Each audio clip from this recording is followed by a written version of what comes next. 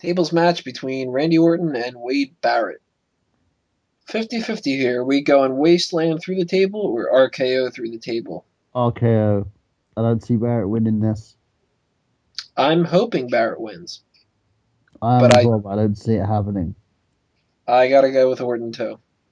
I really want Barrett to come out strong here, and I think that they're gonna be hesitant to do it because they did it at Survivor Series. I think they want this to be the upstart to Randy Orton winning the championship again. Now, if this plays into the Mark Henry injury, what I had mentioned earlier, if Mark Henry's injured, I could see them having a situation where Henry retains at TLC, and the next night or the next 2 nights afterward at the SmackDown taping, Randy Orton gets a title shot because he beat Wade Barrett, and then he beats Mark Henry for the title, and I then don't see they. it not. eh, I think for now, Henry's injured indefinitely. Then it probably will end up going back with Orton. Um, if not from there, I would say that he'll go over Barrett and start a feud, or they'll continue their feud maybe for another month. But I don't see it going past 1 month between him and Barrett. I don't see this feud going the distance, which I is could quite see, sad. I could see it lasting until they start building towards Elimination Chamber. Yeah, it's sort of like combining all the feuds together. Right. So they kind of go along the lines of maybe Barrett eliminates Orton from the Royal Rumble, and then when you've got six guys fighting with each other, it gets lost in the shuffle, and then they can move on, and everybody forgets about it. Yep. No proper end to it. They just kind of feud for a little while, sort of like the feud between Randy Orton and The Miz, switching over with Punk and Cena around the Royal Rumble last year. They just sort of on a dime switched the two of those feuds up for WrestleMania. And I think that we're going to be seeing something along those lines here. I think Orton and Barrett are going to continue to feud into the Royal Rumble, and then next night on Raw after that, you've got a switch, and that's going to be the end of it. But I do think Orton's winning here, and I hope I'm wrong about it. I am as well, because I don't want to see Barrett lose any momentum. But again, I don't think that WWE wants Orton to lose any momentum either. So it's sort of pick or choose, really. And I think that they're going to get into panic mode, which they usually do, where they go, "Oh my God, this guy that we think is so much better above everybody else needs to win again because even though Loses he's so memory. strong, we need to make sure that everybody knows that he's so strong." Yeah, no, I agree. So But again, it's depending if they allow him to go for that push. With Orton, I see him being the stronger of the two in this feud. right, Uh, so anyway, you slice it. I'm saying RKO through the table. got to agree with that one. I don't think that they're going to go with the scoop slam. And hopefully he can say "fuck you, Karen Jarrett" while he's doing it. I don't think Fuck that'll you, happen. Karen Jarrett. So then that is the whole card when it comes to TLC, which means we've got some noticeably absent people here, and I'm not talking about Yoshitatsu this time around. Or Chris Days. We But miss you, Chris. Come back soon. we've got John Cena with nothing to do. We've got Sheamus with nothing to do, and we've got no divas on the card. That is a positive, a somewhat positive, and a positive. That uh, means I gotta hold it in through the pay-per-view. No piss break. Damn it. I'll be fine. Uh, yeah, I'm very surprised that there's no divas match in this. I don't even think that they'll throw one on the card really at the last minute. So they've been this past year in WWE. They've been kind of adding a match at the end of the uh, sort of like the 11th hour. Yeah, But this match, this whole card is pretty stacked as it is. So I don't think that we're going to see another match. Now somebody brought up on my website. The name escapes me. I can't remember for sure. If you look under the predictions, somebody will bring it. Somebody brought Bombshell it up. Gaslick. That was his name.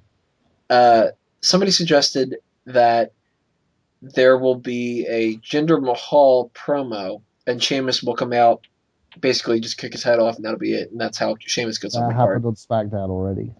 It did happen on SmackDown, That'd be but like overkill.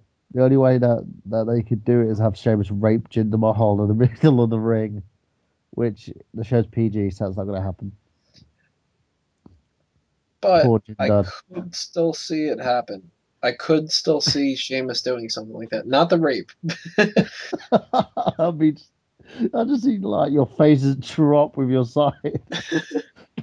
If I'm in the crowd and they do a Sheamus rape angle, Oh my God, he's giving him the Irish curse. that will be the best pay per view I've ever been at. No, See small children crying. I'm always up for seeing small children cry. Uh, the the Sheamus thing though, that's surprising me. They are really into pushing Sheamus, and he's not on the card. I mean, it's just one of those things that was it an oversight that they forgot about him, or was it that they just had nothing for him to do and they just I couldn't think it's figure just out? due to But circumstances beyond their control, really, because the card's already stacked.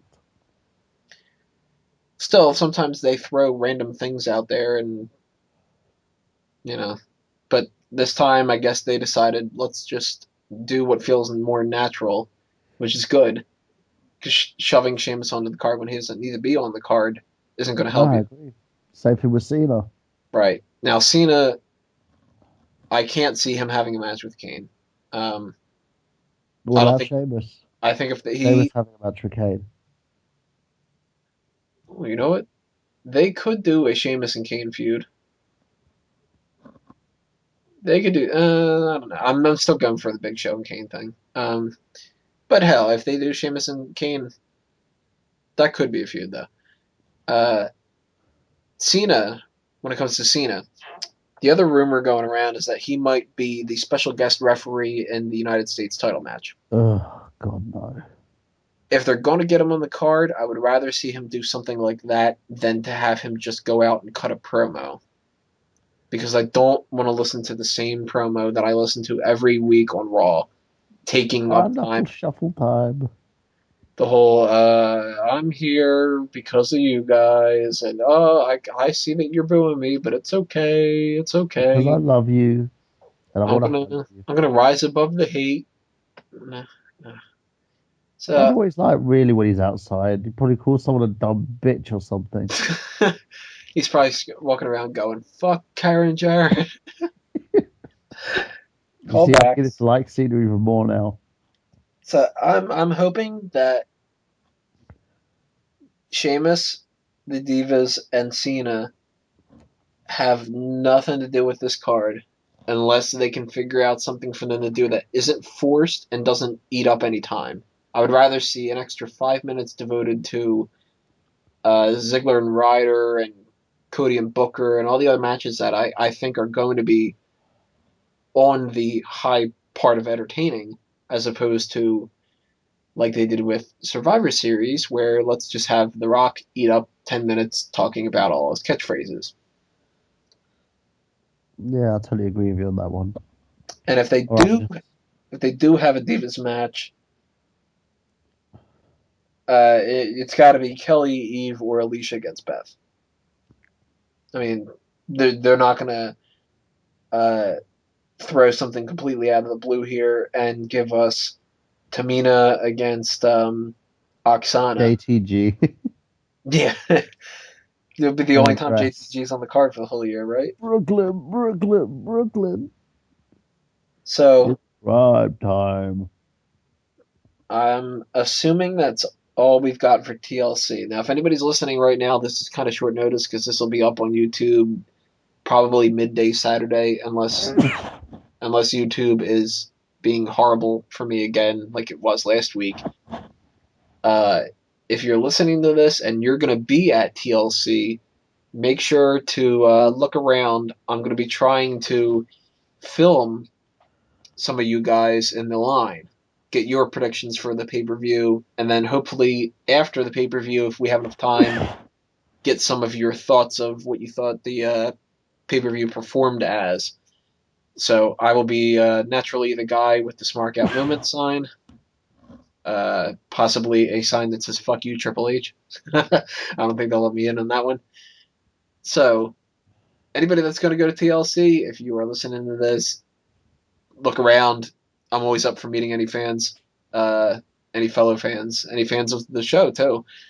And if you want to be on the show, I will be posting them up on YouTube, and that's a cool little way for you to get on Smack Talk. So make sure you let me know those 2011 Best and Worst Awards. Make sure you check out the coverage of TLC. I will try to use my phone to update the live results like I normally do, but I can't guarantee anything because my phone is not very reliable when it comes to the internet.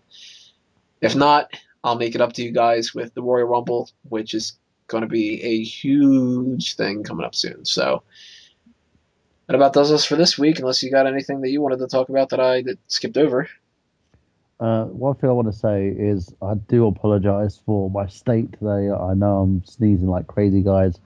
So you don't want to Um, apologize for the fuck Karen Jarrett or the fuck Undertaker or the fuck McCool or you want to apologize for the sneezing, not the rampant hey, fuck if I told Stephanie. anyone to go fuck themselves, they deserve it, okay? I'm so glad I'm not the heel of this podcast. Oh, me and my heelish ways. And I'm sorry also for the outro that Tony Mango is going to actually do Oh, I in forgot about a that second. already. Yeah, I But apologize ahead of time for that. again, I should be all well and fine by next week, guys. I'm just being a trooper and actually doing this show while I've got a freaking cold, which isn't great. So, as always, check out my blog, www.nerdgenius.com. It's Genious. Um, and make sure that if you see Tony, spit on him for me. I'm gonna send Undertaker to go whoop your ass. We're gonna become best friends, and So, yeah, as always, follow us on Twitter and at Spark Out Moment. Follow me at Michael Burhan. And don't follow Chris Dace because he don't like anybody. And make sure to take care and spike your hair, people. so that means episode 8 is in the can. This has been a Smark Out Moment, and we're being counted out. See you at TLC in Baltimore, everybody.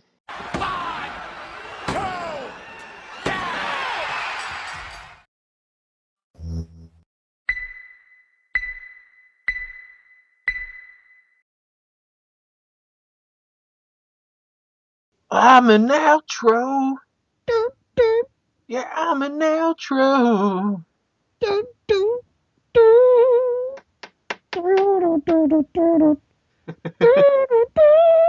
Thanks for the backup instruments. I promise I will never do that again.